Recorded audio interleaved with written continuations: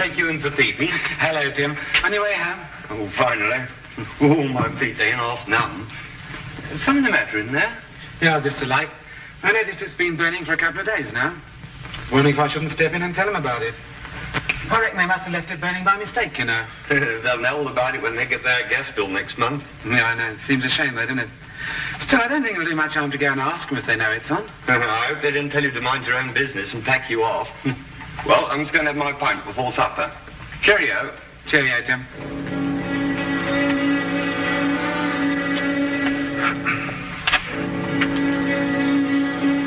Afternoon, sir.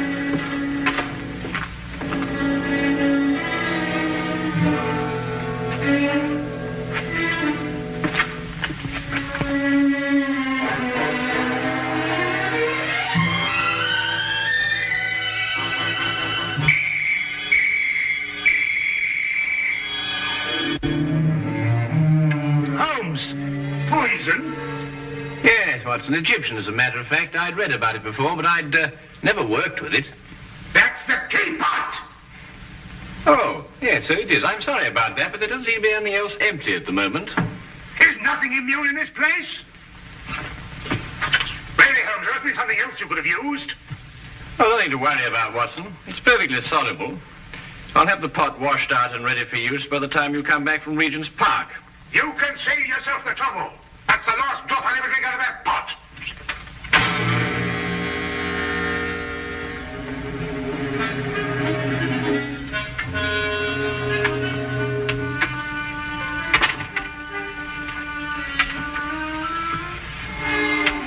I say, Holmes, how in thunder did you know I was going to Regent's Park? Well, a simple deduction, my dear fellow. Take a look at your clothes. Oh, what's the matter with them? I might easily be going to the club in these. You're immaculate, except for those old shoes. Oh, all those. I've forgotten all about those. So I deduced that you're going to a place where you're likely to meet people, but also you're liable to scuff your shoes. The gravel paths of a public park seem to fit that perfectly. But why Regent's particularly?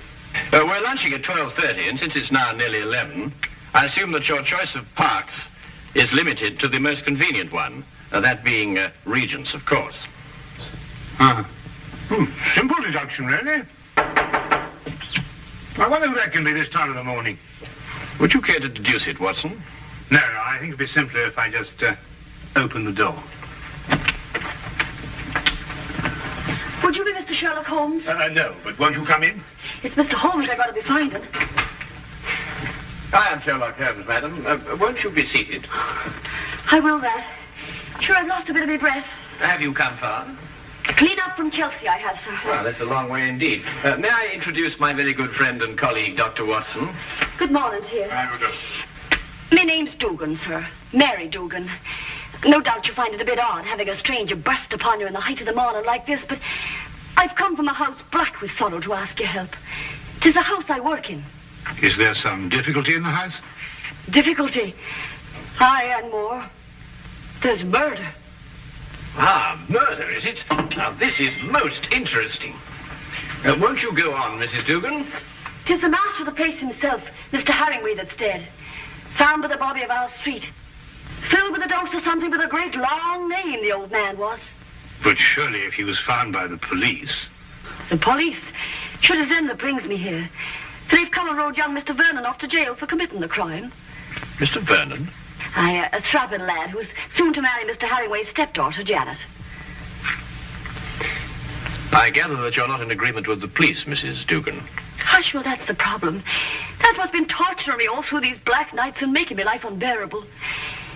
For you see, Mr. Holmes, it was my testimony, and my testimony only, that's put Mr. Vernon in jail. It's because of what I told the police that he's sitting in the cell this very moment waiting for his time to go. And yet you believe that young Vernon is innocent? I'm certain the lad's innocent. Sure, I feel it in my bones. Yes, but I say, didn't you tell the police the truth? I told them the truth, sir, but somehow, unbeknownst to me, I must have lied. Perhaps you'd better start your story from the beginning, Mrs. Dugan. Aye. Well, it all happened last Friday afternoon. Late in the afternoon it was, for I was soon to be leaving the house, having the weekend off as I do. It would be about 5 o'clock when there was suddenly a great clatter upon the door.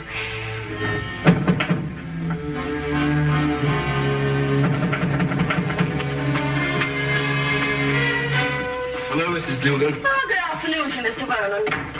Mr. Hammingway asked to see me. Is he in his usual ugly mood? Sure, you shouldn't be talking like that, Mr. Vernon. You know, it makes Miss Janet very unhappy to hear you two fighting all the time. Well, if he wasn't such a stupid old... Where is Janet? Oh, she's away to her aunt's in Manchester. She wasn't to go until tomorrow. Oh, I know nothing of that, sir. But I can swear he put her on her way this very afternoon.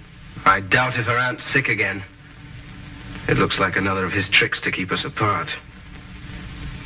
Well, where is he? In his study. He's asked me to show you right in. Just a minute.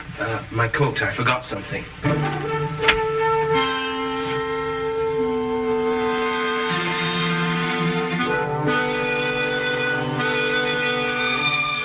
All right. Come in. Mr. Vernon, sir. Would that be all? No, Mrs. Dugan. I want you to remain. Remain, sir. Just sit over there and listen to every word that's said.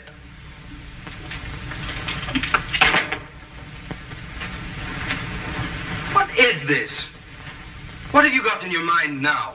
Young man, I have a very simple offer to make. And I want Mrs. Dugan here to be witness to it. Well, what kind of offer? I'll give you £1,000 to clear out of Janet's life. You must be out of your mind. On the contrary.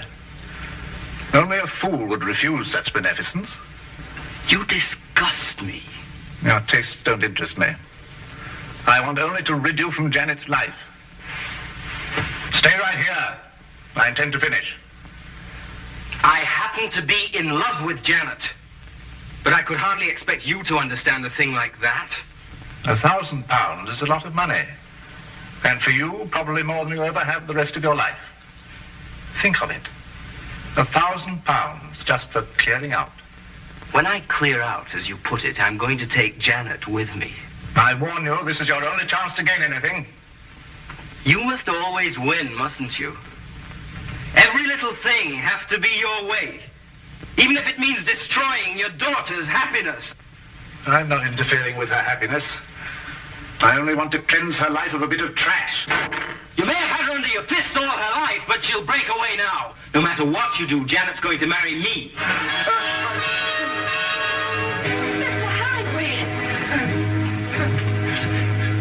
Medicine. My medicine in the cupboard in the next room. I'll get it. Green bottle on shelf.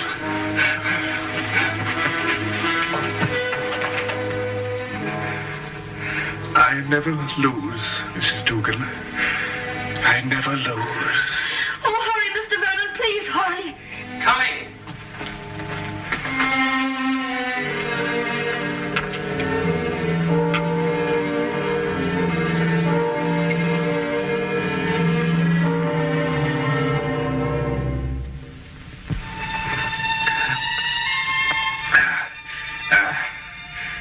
Thank you. Feel much better. Well, there's no need to stare. I'm all right. Now get out of here. Both of you. Get out.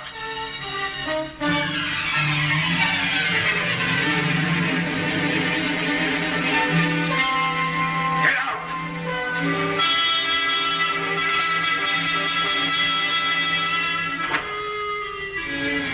A few minutes later, I left the house. And that's the last I ever saw of Mr. Hammingway. Alive. I see. And what did you tell the police when they questioned you? Sure, I told them everything. Just as it happened. About the bottle Mr. Vernon took out of his coat pocket. The sudden quarrel. Mr. Hammingway's attack of illness. And Mr. Vernon going to get the medicine. And this was sufficient to have young Vernon remanded on a charge of murder? Aye, for the police informed me that it was the medicine, the very medicine that I saw Mr. Vernon give Mr. Hammingway, that killed the poor old man. They say that poison was put into the medicine.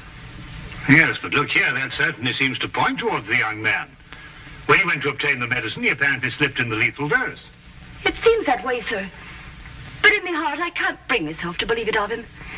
That Inspector Lestrade, though, he won't believe another thing else. Lestrade, eh? He's the policeman who seems to be in charge of it all. Indeed. Inspector Lestrade, you hear that, Watson? We must go round and see him. Well, if you think it'll help. Aye. And 1,000 blessings on the pair of you. I don't know what we can promise you, Mrs. Dugan. I shall have to have a word with Mr. Vernon before I can express an opinion on the case. However, we shall certainly go and see Inspector Lestrade at once. I know it looks dark and all, but I must keep up hope. Well, I must be off. I don't like leaving Miss Janice alone for so long. Naturally, Mrs. Dugan. Well, we'll certainly do our best. Thank you, sir.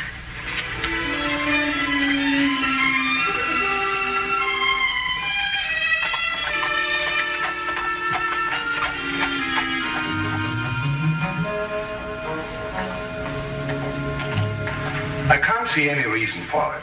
The man is guilty. Anything you want to know, I can tell you myself. Oh, come, Lestrade. I only want to ask the young man a few questions.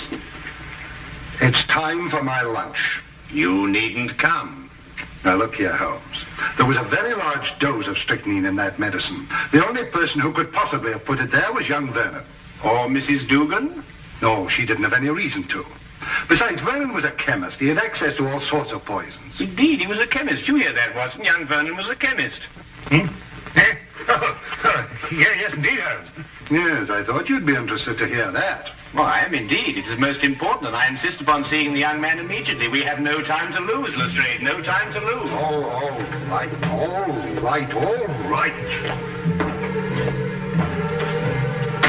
I don't see what you can possibly gain from this. But if you insist, you can see for yourself. This whole attitude merely supports the evidence. Well, here we are. Inspector Lestrade. Yes, sir.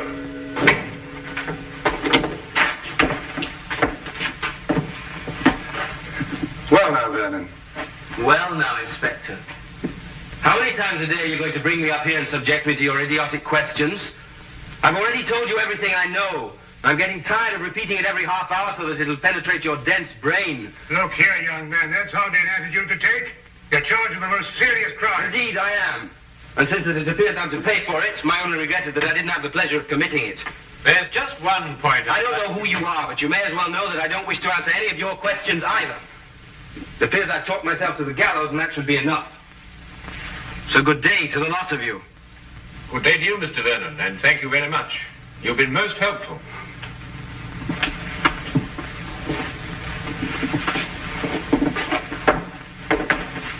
President Young Rogue. Oh, very interesting, Lestrade. Take the biggest, Peter.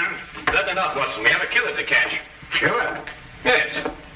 What do you think you were just talking to? A very furious young man, Lestrade. But he's as innocent as Dr. Watson, me, and you. Or perhaps not quite as innocent as you.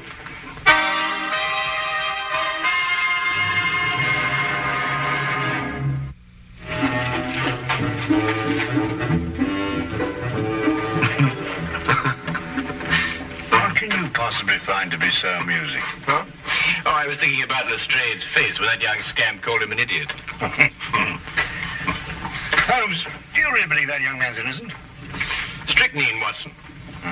Combined with the fact that young Vernon's a chemist. Tell me, how quickly does strychnine act? Oh, a matter of minutes. Half an hour at the most. Exactly. He did not know that the house would be empty when he went to visit old Mr. Hammingway. He fully expected that Mrs. Dugan and Janet would be there. Right enough. Mr. Dugan indicated that. All right. Now, would a man with a wide variety of poisons to choose from choose a quick-acting drug, which offered him no chance of an alibi? Or would he be more likely to choose something a little slower, which would allow him ample time to be miles away at the time of death? Yes, I follow your reasoning, Holmes, but surely you don't accept that as conclusive. Oh, I didn't, until I spoke to young Vernon. But you didn't learn anything from him, did you? Ah, here's the mortuary. Shall we go and have a close look at the victim, Watson?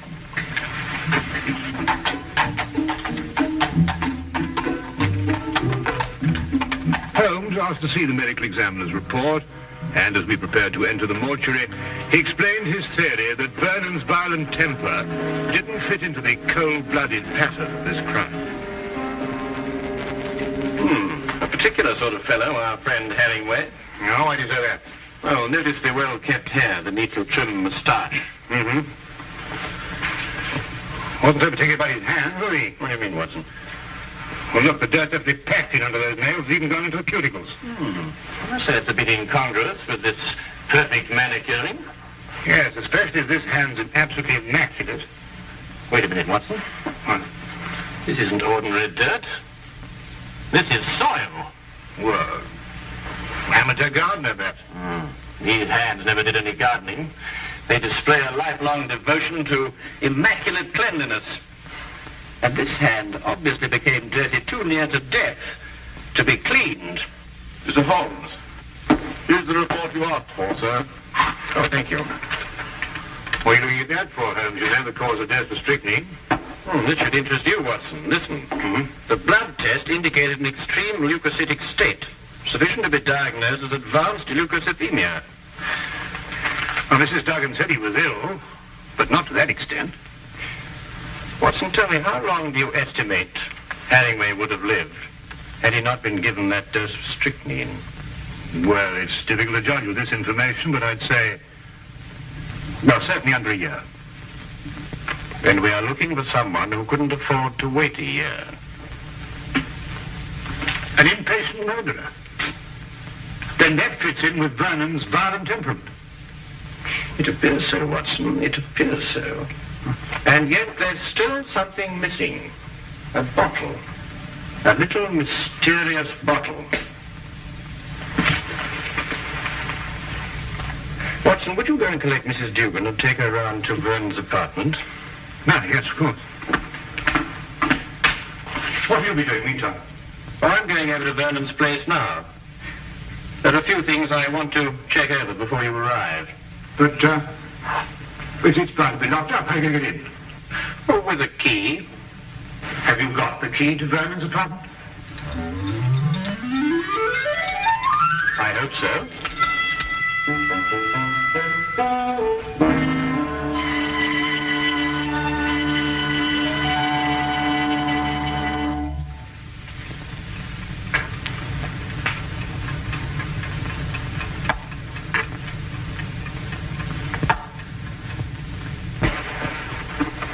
We came as quickly as we could.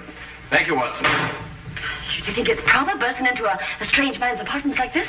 Well, it isn't proper in the least, Mrs. Dugan, but if we're going to help young Vernon, I'm afraid there's very little choice. What is it you want me to do? Do you believe, Mrs. Vernon, that you could identify the bottle that he took from his coat pocket on the day of the murder? Yes, I think I can. Good. Then would you mind examining these and take your choice, if any?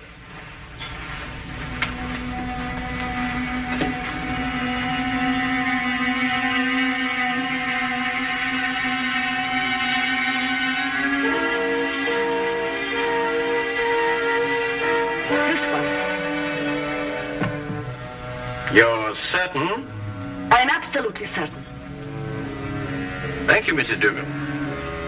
Thank you very much.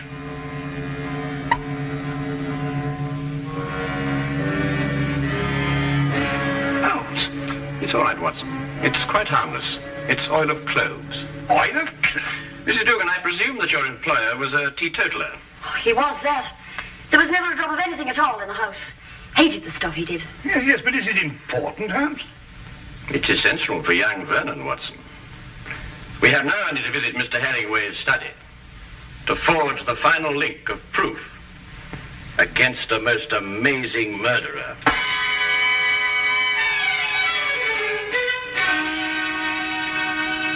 Really, Miss Hammingway, I hope you realize that in this case I find myself in a particularly difficult position. But as a police officer, I have no alternative. I must follow the dictates of the law. But Tom didn't do it. He couldn't have done it. It just can't be. Precisely the opinion I expressed to you this morning, Lestrade. Holmes? Oh, Miss Janet, this is Mr. Sherlock Holmes. And this here gentleman's Dr. Watson, his friend. It's because of me that they're here. You see, I went to them begging for their help. Help? It was your fiance's arrest that prompted Mrs. Dugan, I believe. I see. Sit down, please. Well, really, Holmes, why do you persist in this? I've always had the greatest respect for your ability, but in this case, well, you astound me. Oh, now, come along, Lestrade. Well, it's true. Vernon had access to poison. He was here when it was taken. And above all, look at the motive. Just look at the motive. Who else had such a motive? Who else? Inspector, you didn't know my stepfather. He was a tyrant who loved nothing, no one. His whole ambition was power, and his whole pleasure was to rule. To my stepfather, my marriage meant only a loss of power, part of his kingdom, and he fought it in every way. Life here became unbearable after I met Tom. Mrs. Dugan can testify to that. Well, 'tis true he was not a kindly man, and he did begin to get a bit odd of late. I see. There were some flowers in this room. Where are they? Flowers, sir? Holmes. Now he's interested in flowers. Petunias, perhaps? Mrs. Dugan? Why, sure, I put them out in the yard to get a bit of sunlight, sir. So dark it wasn't here. Then there were some flowers. Mrs. Dugan, would you be kind enough to fetch them, please? Yes, sir. Holmes, what have flowers got to do with... Watch. You know, Inspector, your difficulties in this case really must be overlooked. Do you know that you've been deliberately duped? And very cleverly, I might add. I haven't been duped at all. I've got my man. Now, you see, you were looking for a murderer, whereas, of course, there isn't one.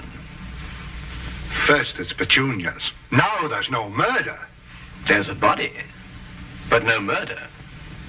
You see, Mr. Hammingway committed suicide.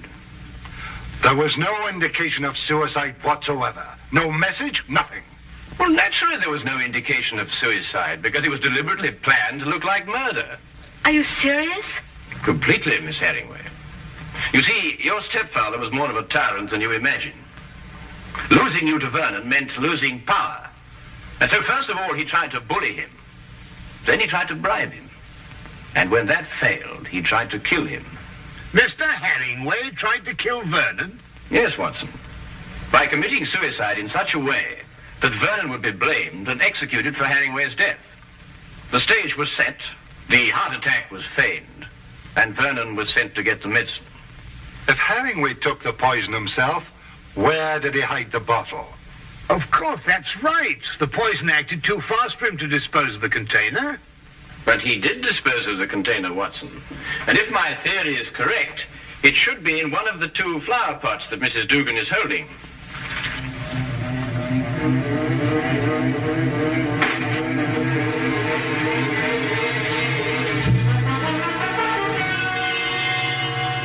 And a chemical analysis will reveal that it contains strychnine. The dirt under the fingernails. Exactly, Watson. And you said it got there close to the time of death? Then Hammingway committed suicide. Yes, Lestrade. And Tom is innocent. Go! Simple. Completely.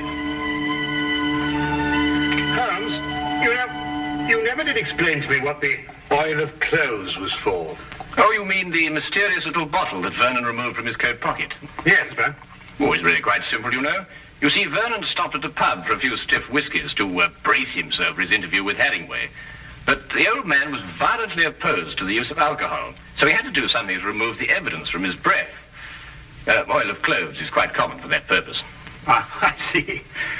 Tea? No, none for me. No, I've had some before. My digestion is not quite up to it. Your digestion? Yes, I forgot and mixed our tea with some of that rare Egyptian poison.